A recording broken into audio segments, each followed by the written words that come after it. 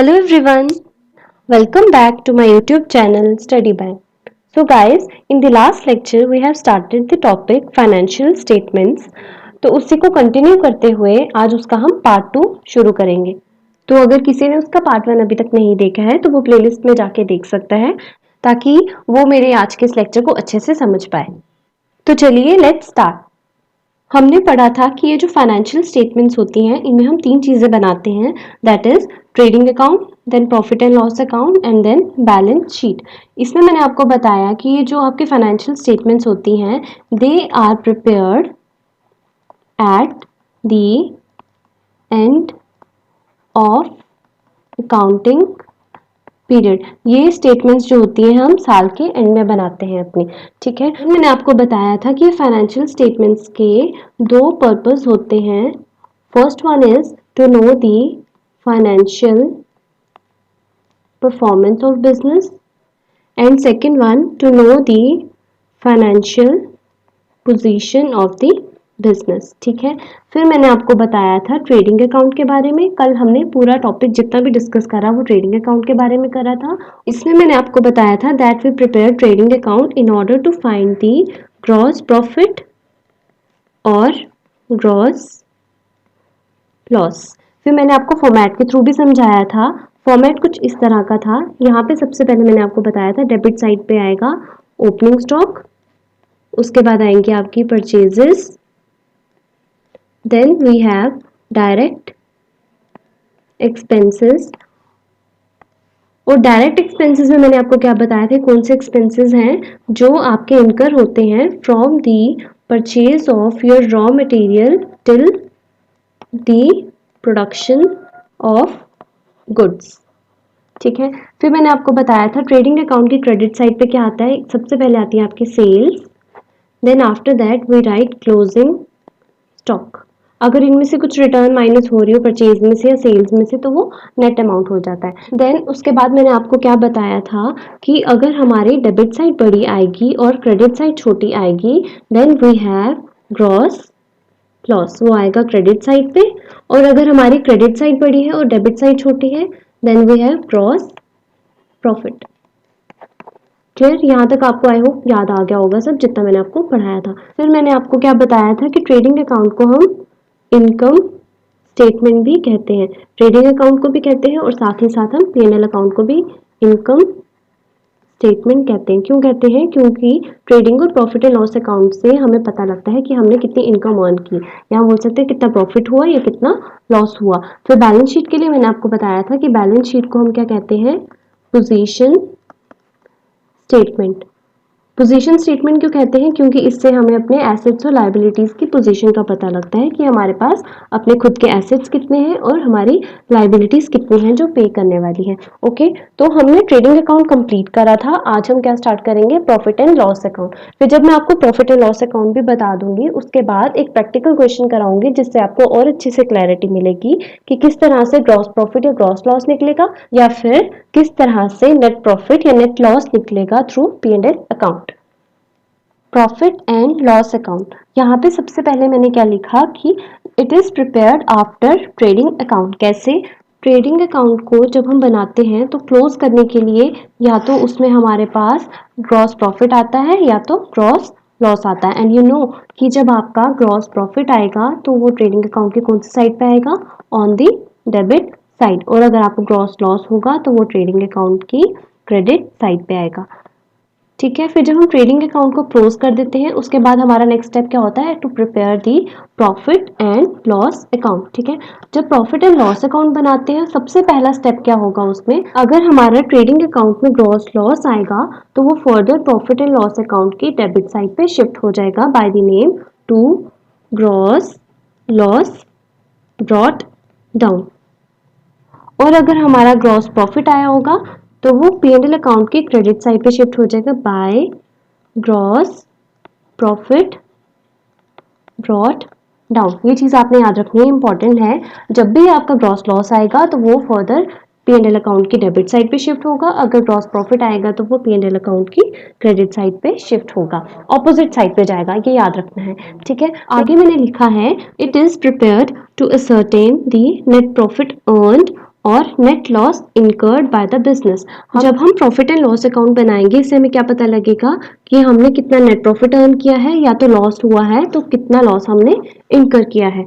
Further आपको याद रखना है कि जो इनडायरेक्ट एक्सपेंसेस होते हैं वो हम रिकॉर्ड करते हैं प्रॉफिट एंड लॉस अकाउंट में।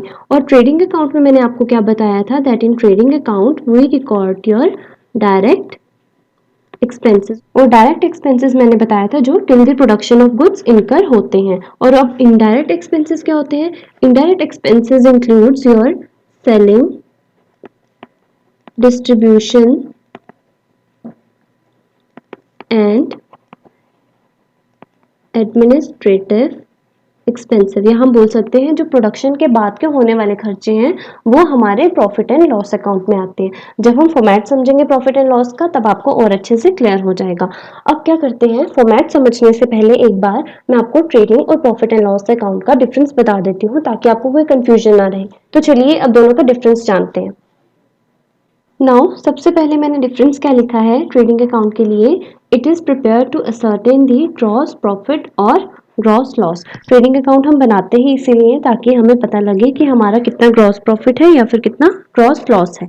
Then profit and loss account से हमें क्या पता लगता है, नेट प्रॉफिट और नेट लॉस। ओके, नेक्स्ट मैंने लिखा है balance of trading account is transfer to profit and loss account. जैसे कि अभी मैंने आपको बताया कि हम जो भी ग्रॉस प्रॉफिट या ग्रॉस लॉस निकालते हैं फ्रॉम योर ट्रेडिंग अकाउंट उसको हम फर्दर कहाँ पे लिखते हैं, in the profit and loss account. और यहाँ पे मैंने क्या लिखा है, balance is transfer to capital account, क्योंकि सबसे पहले हमने बनाना है ट्रेडिंग अकाउंट, उसके बाद हम बनाते हैं प्रॉफिट एंड लॉस अकाउंट, उसके बाद बनाएंगे हम बैलेंस शीट। और बैलेंस शीट में हम कैपिटल अकाउंट को शो करते हैं और इसीलिए हमने कहा कि जो प्रॉफिट एंड लॉस अकाउंट से डिफरेंस निकलेगा that is your net profit और नेट लॉस, उसको हम फर्दर कैपिटल अकाउंट में शिफ्ट करेंगे। उसके बाद मैंने लिखा यहाँ डायरेक्ट एक्सपेंसेस आर रिकॉर्डेड। हम ट्रेडिंग अकाउंट में डायरेक्ट एक्सपेंसेस रिकॉर्ड करते हैं और प्रॉफिट एंड लॉस अकाउंट में इनडायरेक्ट एक्सपेंसेस। फिर मैंने लिखा फर्स्ट स्टेज और फाइनल अकाउंट। सबसे पहले हम बनाते हैं ट्रेडिंग अकाउंट, फिर देन सेकंड स्टेज क्या होती है आपकी, प्रॉफिट एंड लॉस अकाउंट। और ये जो ट्रेडिंग अकाउंट होता है it is not dependent on profit and loss account, ये प्रॉफिट एंड लॉस अकाउंट पे डिपेंड नहीं होता। और जो प्रॉफिट एंड लॉस अकाउंट होता है it is dependent on trading account. जब तक हम ट्रेडिंग अकाउंट नहीं बनाएंगे तब तक हम आगे प्रॉफिट एंड लॉस अकाउंट नहीं बना सकते। I hope now these points of differences are clear to you. तो अब चलिए अब आगे मैं आपको प्रॉफिट एंड लॉस अकाउंट का फॉर्मेट बताती हूँ। Now this is the format of profit and loss account. अब आपने यहाँ पे देखा मैंने क्या लिखा है, profit and loss account for the period. यहाँ पे स्पेशली मैंने लिखा है फॉर द पीरियड। जब मैंने आपको ट्रेडिंग अकाउंट भी करवाया था वहाँ पे भी आप याद रखेंगे trading account for the period लिखते हैं। फॉर द पीरियड से क्या समझते हैं हम, लेट्स से आपका साल जो है 1 अप्रैल 2020 से टू 31 मार्च 2021 तक है। ये एक पर्टिकुलर पीरियड आपने मेंशन करा है कि हमारा 1 अप्रैल से 31 मार्च तक होगा। वैसे ही ट्रेडिंग अकाउंट के केस में भी होता है। बट जब फर्दर मैं आपको बैलेंस शीट के बारे में बताऊंगी ना, वहाँ पे मैं आपको ये नहीं बोलूँगी कि बैलेंस शीट हम फॉर द पीरियड बनाते हैं। वहाँ पे मैं आपको बोलूँगी बैलेंस शीट जो बनाते हैं ऑन अ स्पेसिफिक डेट बनाते हैं। ओके, हम वहाँ पे क्या लिखेंगे, वहाँ पे फॉर द पीरियड नहीं लिखेंगे, वहाँ पे लिखेंगे हम बैलेंस शीट एज ऑन जो भी हमारी पर्टिकुलर डेट हो। जैसे मैंने यहाँ पे क्या लिखा है, फ्रॉम 1 अप्रैल टू 31 मार्च 21, तो हमने साल की उनकी क्या डेट देखी, 31 मार्च 21, तो वहाँ पे हम बैलेंस शीट में लिखेंगे as on 31 March 21। I hope आपको ये चीज़ क्लियर है। फर्दर जो बैलेंस शीट पढ़ेंगे वहाँ पे और अच्छे से क्लियर हो जाएगा। तो चलिए वापस फॉर्मेट पे आ जाते हैं। सबसे पहले मैंने यहाँ पे क्या लिखा है, ग्रॉस लॉस ब्रॉट डाउन, या फिर मैंने यहाँ पे लिखा है ग्रॉस प्रॉफिट ब्रॉट डाउन। इन दोनों में से एक ही चीज होगी, वेदर ग्रॉस लॉस और ग्रॉस प्रॉफिट। और ये मैंने आपको बता दिया कि ग्रॉस लॉस कब आएगा, जब आपकी ट्रेडिंग अकाउंट पे क्रेडिट साइड पे डिफरेंस आएगा, और ग्रॉस प्रॉफिट कब आएगा, जब डेबिट साइड पे डिफरेंस आएगा। फिर मैंने आपको बताया कि हमेशा जब प्रॉफिट एंड लॉस में ट्रांसफर करना है तो ऑपोजिट साइड पे आता है। आई होप आपको ये चीज़ क्लियर है। उसने नेक्स्ट क्या लिखा है यहाँ पे, टू सैलरीज अकाउंट। सैलरी क्या हो गई, जो आप अपने स्टाफ या अपने एम्प्लॉयज़ को देते हैं फॉर देयर सर्विसेज, ठीक है। अब आप याद रखेंगे कि जो सैलरीज है वो प्रॉफिट एंड लॉस अकाउंट में आती है, और जो वेजेस थी वो आती है इन योर ट्रेडिंग अकाउंट, क्योंकि वेजेस हम कब देते हैं, at the time of production of goods, और सैलरीज कब देते हैं, जब हमारा बिजनेस कंटिन्यूटी में चलने लगता है, मीन्स जब ऑपरेट होना शुरू हो जाता है हमारा business, at that time We pay salaries to our employees, hence it will come in your profit and loss account. Then carriage outward account. जब मैंने आपको ट्रेडिंग अकाउंट बताया था वहां पे आई have told you carriage inward. Carriage inward term कब तक use करेंगे? जब तक आपके गुड्स प्रोड्यूस हो रहे हैं वहां तक जो भी आप व्हीकल को पेमेंट करेंगे that will be carriage inward, and after the production we will term it as carriage outward. Then I have written rent account. Rent is also your indirect expenses. Then we have advertisement account. कोई आपने advertisement की तो उस पर खर्चा हुआ, that is also your indirect expense. Then we have printing and stationery. Then I have written bad debts. Bad debts क्या हुआ है? वही amount जो आपके debtors आपको नहीं देते हैं, that is your expense. Then discount allow. Discount allow क्या हुआ? जब आप सेलिंग प्राइस से थोड़े कम में किसी को चीज बेच देते हैं. Then we have freight outward. I have told you carriage outward and freight outward are one and the same thing. वैसे ही कैरेज इनवर्ड या we can say freight inward, ये दोनों भी सेम होंगे. उसके बाद I have written car running and maintenance. Then travelling expenses. उसके बाद हमारे हो गए बैंक चार्जेस. Then interest. उसके बाद मैंने यहाँ पे लिखे क्रेडिट साइड पे सबसे पहले लिखा ग्रॉस प्रॉफिट, ये मैंने आपको बता दिया. Then rent received account. यहाँ डेबिट साइड पे भी मैंने रेंट लिखा था, बट ये कौन सा था आपका? रेंट पेड, जो एक्सपेंस था. एंड आई टोल्ड यू हमेशा आपकी लेफ्ट साइड होगी डेबिट साइड, और डेबिट साइड पे क्या आते हैं आपके एक्सपेंसेस, और राइट हैंड साइड होगी आपकी क्रेडिट साइड, और क्रेडिट साइड पे आएंगे आपकी इनकम्स. इसीलिए रेंट पेड क्या है? रेंट पेड आपका एक्सपेंस है, hence it is written on the debit side of the profit and loss account. और जो रेंट रिसीव्ड होता है उसे हम क्रेडिट साइड पे लिखेंगे since it is your income. Then commission receive. अगर आपने कोई कमीशन भी रिसीव की है तो वो भी आपके प्रॉफिट एंड लॉस अकाउंट पे आएगी ऑन द क्रेडिट साइड. और डेबिट साइड पे कब आती कमीशन? अगर कमीशन पेड होती. उसके बाद बैड डेट्स रिकवर्ड. अगर आपके कोई बैड डेट्स हो गए थे, पहले किसी डेटर ने आपको पेमेंट नहीं करी थी बट फर्दर वो आपको अगर पे कर दे तो that will be your bad debts recovered. After that we have discount received. अगर आपके क्रेडिटर्स ने आपको डिस्काउंट दे दिया तो वो आपकी इनकम होगी, तो वो कहाँ पे आएगी? आपकी क्रेडिट साइड पे. Then we have interest receive. अगर आपने कोई इंटरेस्ट रिसीव किया है तो वो भी आएगी आपके क्रेडिट साइड पे. यहाँ पे था इंटरेस्ट बट ये था आपका इंटरेस्ट पेड. अगर आपने किसी लोन पे इंटरेस्ट पे करा है तो वो आएगी डेबिट साइड पे. और अगर आपने कहीं पे इन्वेस्टमेंट करी है, इंटरेस्ट कब रिसीव होगा? अगर आपने कहीं इन्वेस्टमेंट करी होगी, और कहीं इन्वेस्टमेंट पे जब आप इंटरेस्ट रिसीव करते हैं तो वो आपकी क्या होती है? Income. Hence it will come on your credit side. फिर यहाँ पे मैंने क्या लिखा है? नेट प्रॉफिट, या फिर लिखा है यहाँ पे नेट लॉस. अब जैसे ट्रेडिंग अकाउंट में या तो ग्रॉस प्रॉफिट आता है या तो gross loss, similarly profit and loss account में या तो नेट प्रॉफिट आएगा या नेट लॉस आएगा. नेट प्रॉफिट कब आएगा? जब आपकी क्रेडिट साइड बड़ी होगी किससे? डेबिट साइड से. और नेट लॉस कब आएगा? When your debit side will be greater than credit side. फिर आगे मैंने यहाँ पे लिखा है ट्रांसफर टू कैपिटल अकाउंट. हम further profit and loss account के बाद क्या बनाने वाले हैं? Balance sheet. And I told you balance sheet में हम कैपिटल अकाउंट को भी लिखेंगे, तो जो भी नेट प्रॉफिट आएगा वो हम फर्दर बैलेंस शीट में ट्रांसफर करेंगे. कहाँ पे? Under the head capital account. ये भी चीज़ जब मैं आपको बैलेंस शीट का फॉर्मेट बताऊंगी तब आपको और अच्छे से क्लियर होगी, बट फिलहाल के लिए आप इतना ही याद रखें कि डेबिट साइड पे आएगा आपका नेट प्रॉफिट, और अगर क्रेडिट साइड पे आया तो आपका नेट लॉस होगा. Now you have noticed debit side पे हमने लिखे एक्सपेंसेस और क्रेडिट साइड पे हमने लिखी इनकम्स. वैसे ही ट्रेडिंग अकाउंट में भी हमने डेबिट साइड पे लिखी थी एक्सपेंसेस और क्रेडिट साइड पे लिखी थी इनकम्स. और जो नॉमिनल अकाउंट होता है, नॉमिनल अकाउंट का रूल क्या कहता है? डेबिट ऑल एक्सपेंसेस और क्रेडिट ऑल इनकम्स. यहाँ से भी हमने क्या देखा कि क्रेडिट साइड पे हमारी इनकम्स आ रही हैं और डेबिट साइड पे एक्सपेंसेस आ रहे हैं. Hence we can say both trading and profit and loss account are nominal account. ये आपके एमसीक्यू पॉइंट ऑफ व्यू से भी इंपॉर्टेंट है. आपको एग्जाम में पूछ सकते हैं कि ट्रेडिंग अकाउंट किस नेचर का होता है. Then we can say it is your nominal account. अगर प्रॉफिट एंड लॉस के लिए भी पूछेंगे तो वो भी क्या होगा? आपका nominal account. Now as I have told you earlier कि मैं आपको एक प्रैक्टिकल क्वेश्चन करवाऊंगी जिससे आपको और अच्छे से क्लैरिटी मिलेगी कि किस तरह से हम ट्रेडिंग अकाउंट बनाते हैं, प्रॉफिट एंड लॉस अकाउंट, और आपको पता लगेगा कि कैसे हम ग्रॉस प्रॉफिट, ग्रॉस लॉस या फिर नेट प्रॉफिट और नेट लॉस निकालते हैं. Now question is from the following find out gross profit और ग्रॉस लॉस, नेट प्रॉफिट और नेट लॉस. यहाँ से देख के हमें समझ आ गया कि ग्रॉस प्रॉफिट या ग्रॉस लॉस निकालने को बोला है. That means we have to prepare trading account, क्योंकि ट्रेडिंग अकाउंट के थ्रू ही we can find out gross profit और ग्रॉस लॉस। और सिमिलरली नेट प्रॉफिट या नेट लॉस के लिए we will prepare profit and loss account, क्योंकि profit and loss account से क्या पता लगेगा कि क्या हमने नेट प्रॉफिट अर्न किया है या फिर नेट लॉस इनकर किया है। तो चलिए one by one trading account बनाते हैं, then we will prepare profit and loss account. And guys, ये जो मैं आपको प्रैक्टिकल प्रॉब्लम सॉल्व करके बता रही हूँ, एग्जाम में आपको फॉर्मेट के साथ आपको बनाने को नहीं कहेंगे। ये मैं क्यों कर रही हूँ, just to let you all know कि ट्रेडिंग अकाउंट और प्रॉफिट एंड लॉस अकाउंट कैसे बनाते हैं, क्योंकि जब हम अच्छे से प्रैक्टिकली समझेंगे कि चीज़ों को हम कैसे बनाते हैं तो माइंड में आपको और अच्छे से कंसेप्चुअल क्लैरिटी मिल जाएगी। अब क्या करेंगे, यहाँ पे सबसे पहले हम दोनों अकाउंट्स बना देंगे। एक तरफ आपका बना देंगे trading account, then we will prepare profit and loss account. अब हम क्या करेंगे, हर एक टर्म को वन बाय वन रीड करेंगे और फाइंड आउट करेंगे कि क्या वो चीज़ ट्रेडिंग अकाउंट में जाएगी या फिर प्रॉफिट एंड लॉस अकाउंट में। सबसे पहले यहाँ पे लिखा है स्टॉक एज ऑन 1 अप्रैल 2020।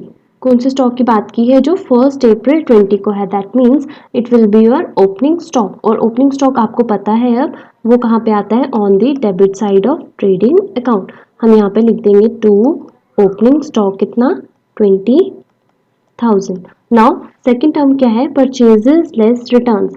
यहाँ पे लिख दिया है purchases less returns, that means it is your net purchases. Already इसमें से हमने रिटर्न्स को लेस कर दिया है, तो आपकी परचेजेस कहाँ पे आती है, on the debit side of trading account.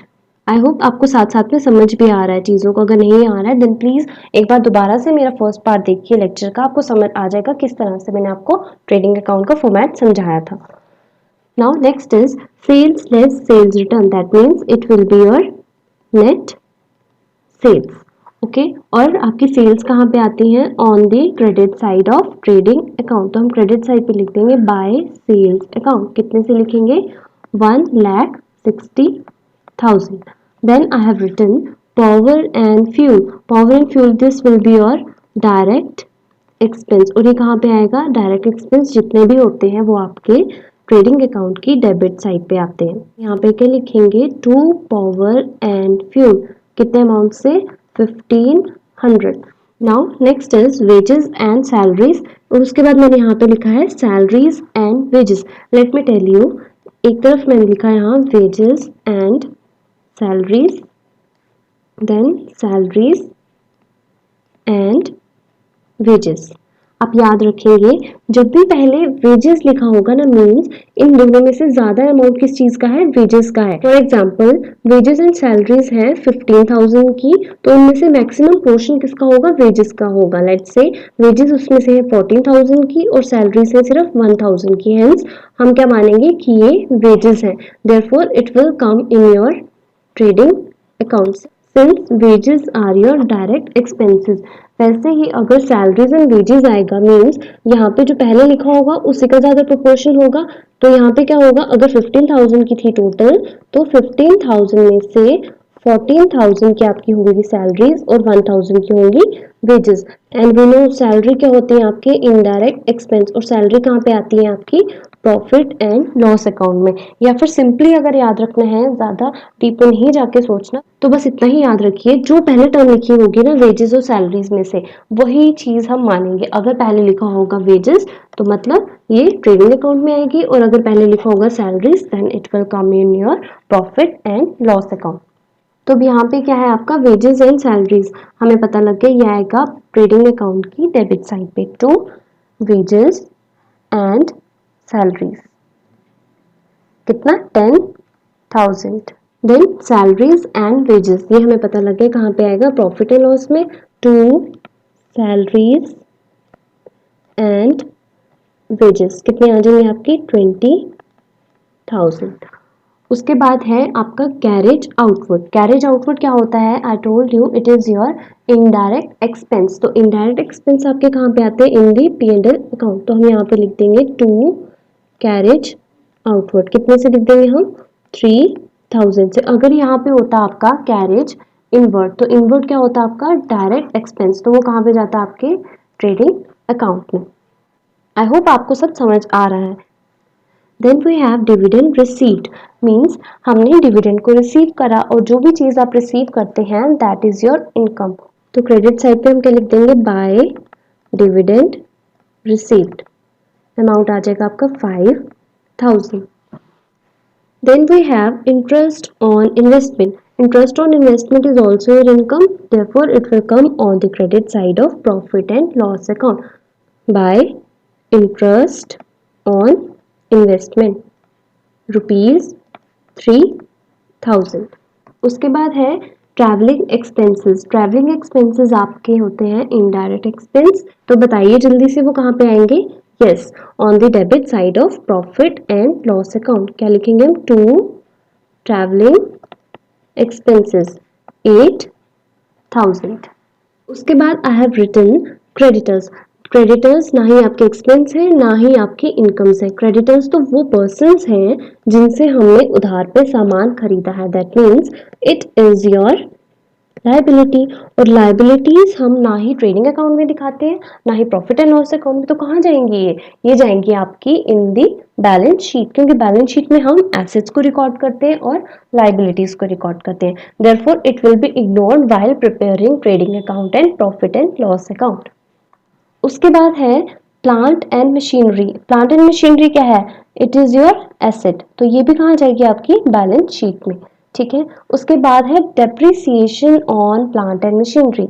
याद रखें प्लांट एंड मशीनरी एसेट है, बट जो डेप्रिसिएशन लगाई हमने प्लांट एंड मशीनरी पे that will be your expense, और एक्सपेंस है और ये आपका इनडायरेक्ट एक्सपेंस है, तो that will come in your profit and loss account. कहाँ पे आएगा, डेबिट साइड पे, to depreciation on plant and machinery. कितने से आ जाएगा, 10,000 से। Clear. Then we have stock as on 31st March 2021, that means it is your closing stock, and I told you closing stock कहाँ पे आता है, on the credit side of trading account। हम यहाँ पे लिख देंगे by closing stock 20,000। Now I hope आपको समझ आ गया होगा कि किस तरह से हम इन टर्म्स को रीड आउट करते हैं और पता लगता है कि whether it will come in your trading account और in your profit and loss account. अब इसके बाद हम क्या करेंगे, हम अपने ट्रेडिंग अकाउंट को भी क्लोज करेंगे और प्रॉफिट एंड लॉस अकाउंट को भी क्लोज करेंगे, ताकि हमें पता लगे कि हमें कितना ग्रॉस प्रॉफिट या ग्रॉस लॉस हुआ या कितना नेट प्रॉफिट या नेट लॉस हुआ। तो सबसे पहले क्या करेंगे, ट्रेडिंग अकाउंट की दोनों साइड्स का टोटल करेंगे, डेबिट साइड का भी और क्रेडिट साइड का भी। फिर हमें देखना होता है कि आपकी बड़ी साइड कौन सी आ रही है। अब आपने यहाँ पे नोटिस करा होगा, यहाँ पे आपकी क्रेडिट साइड बड़ी आ रही है रुपीज 1,80,000 और आपकी डेबिट साइड का टोटल छोटा आ रहा है दैट इज 81,500। तो जितना भी डिफरेंस आएगा आपकी डेबिट साइड पे वो हम यहाँ पे लिख देंगे bye the name of gross profit carried down. तो अब क्या करेंगे, 1,80,000 में से 81,500 को माइनस करेंगे, जितना भी डिफरेंस आया that will be your gross profit. तो ग्रॉस प्रॉफिट कितना आ रहा है आपका, 98,500।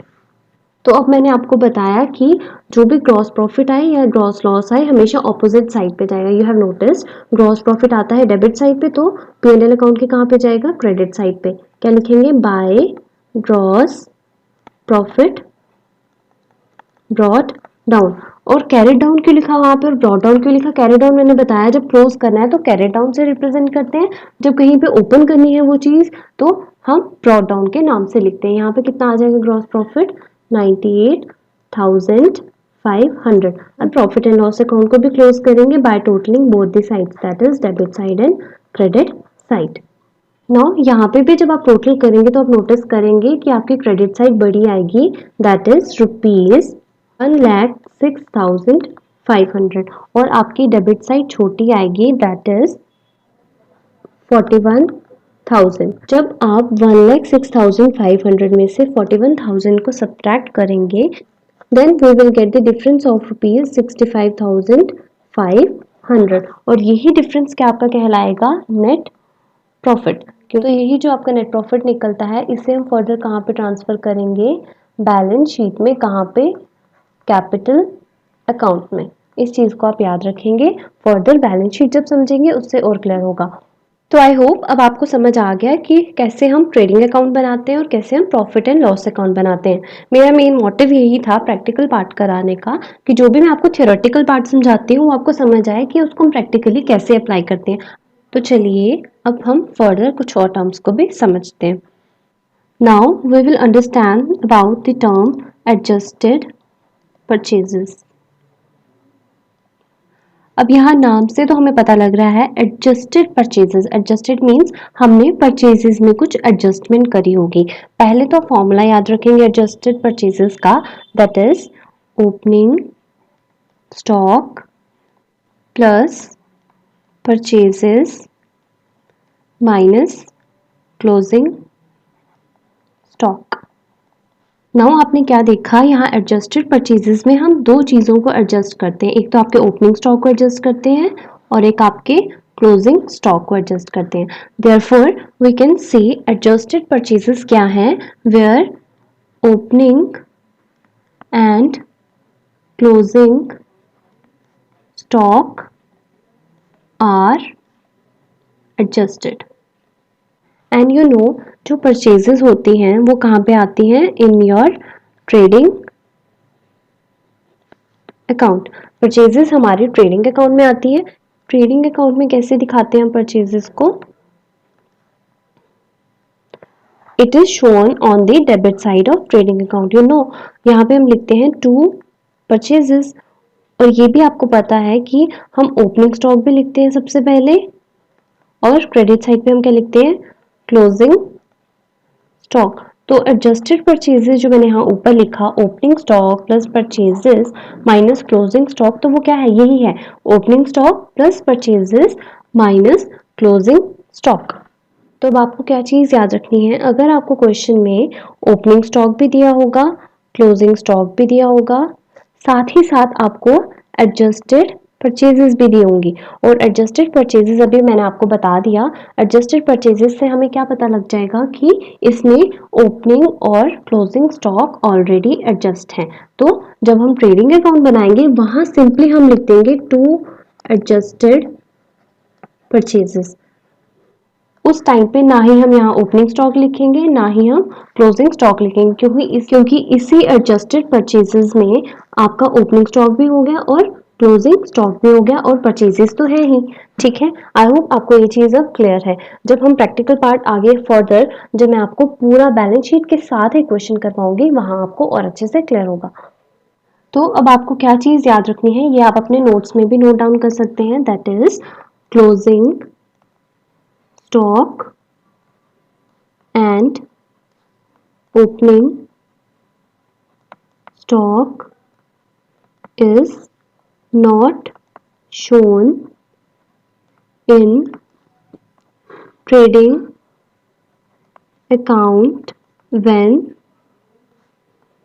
adjusted purchases are given। यहाँ पे भी क्या लिखा मैंने कि हम क्लोजिंग स्टॉक को और ओपनिंग स्टॉक को ट्रेडिंग अकाउंट में नहीं शो करेंगे। कब नहीं शो करेंगे, जब हमें एडजस्टेड परचेजेस दे दी होंगी। और एडजस्टेड परचेजेस क्या होती हैं, ये मैंने आपको यहाँ पे समझा दिया। आई होप ये चीज़ आपको अब अच्छे से क्लियर है। और हाँ गाइस, लास्ट लेक्चर में मैंने आपको कॉस्ट ऑफ गुड्स सोल्ड का फॉर्मूला बताया था, that is cost of goods sold is equal to opening stock plus purchases plus direct expenses minus closing stock. फिर फर्दर मैंने आपको बताया था कि हम इनसे और भी फॉर्मूलाज डिराइव कर सकते हैं, जिसमें से मैंने आपको बताया था ओपनिंग स्टॉक का। वहाँ पे मैंने आपको ओपनिंग स्टॉक का जो फॉर्मूला बताया, वहाँ पे आप करेक्शन कर लेना, वहाँ पे साइंस ऑपोजिट आने थे, that is cost of goods sold minus purchases minus direct expenses plus closing stock. तो अब वहाँ पे करेक्शन कर देना कि कॉस्ट ऑफ गुड्स सोल्ड में से परचेजेस भी माइनस होंगे और डायरेक्ट एक्सपेंसेस भी, और क्लोजिंग स्टॉक प्लस होंगे। तो आज यहीं तक रखते हैं। That was all about your trading account and profit and loss account. अब हमारा मेन क्या रह गया है फाइनेंशियल स्टेटमेंट्स में? Balance sheet. वो अब हम अपने नेक्स्ट लेक्चर में करेंगे। और अगर आपको मेरा लेक्चर पसंद आया एंड सब अच्छे से समझ आ रहा है then please like the video and share with your friends. And if you are new to my channel, then please subscribe and don't forget to hit the bell icon for regular updates. So stay tuned for my next video. Thank you.